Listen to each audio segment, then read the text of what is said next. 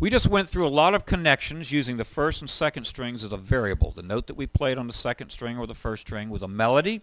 We put guide tones underneath with the bass line, and you saw how you could accommodate the 1 to 4 move where they're both unaltered, and you could also accommodate the move of the 1 being an altered dominant moving to a 4. I encourage you to apply this same principle to any other connection. Now, if you break down this 12-bar blues and all the ramifications of the turnarounds and things, you will see how you have chord progressions that are modulating down a fifth, and you also have some chord progressions that move in a major second interval, like for example the 4 and the 5. You know, and things like this, like if I just take in the key of D, here's my 5 chord, and here's my 4 chord. Don't be like a guitar player, man, be like a piano player and think about what you're playing with your chords. You just move 6 voices parallel, a whole step down. Why not maybe hold a voice? Here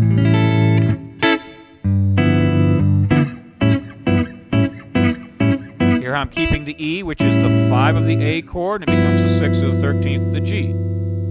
I can do the same thing with 2 voices. See how I've got a little Chuck Berry.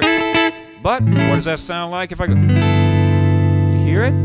You take something that you can already play and don't stop with it. Try to grow by building on it, by moving voices.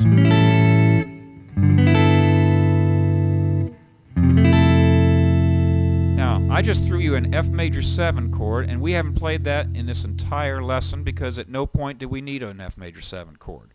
When we start talking about a minor blues, you're going to be throwing in some major 7th chords, and that's going to be the next series that we do. But now look at all these chords. Do you see what we've got? Here's A7. I'm going to keep these 2 voices common on top, and I'm only going to play. Now, where could I use that? Well, real quick. Remember the turnaround? Sounds like that old tune, Alice's Restaurant. That's when you're setting yourself up for that turnaround. Okay, so here we are on the 1 chord, and our destination is the 6 chord, right? In the past, you probably would go. Why not go? All you're doing is you're keeping a couple of voices constant.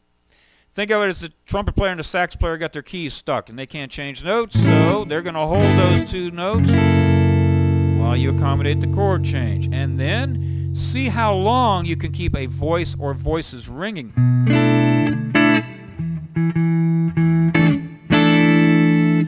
If I go 1, 1, 7, flat 7, 7, 6, 7 altered, now I'm going to go to a 2 minor, and then I'm going to go to a 5, 7 sus 4.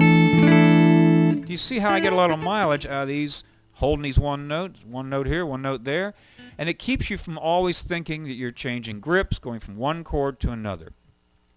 In closing, what I've covered in this lesson was really, really huge. I've tried to just give you an overview and tie the theory, the number system into it, so that little by little you need to learn possible moves, common moves that occur in a 12-bar blues. But I encourage you to listen to big band arrangements because there's a wealth of information, stuff way beyond what this lesson's even covered.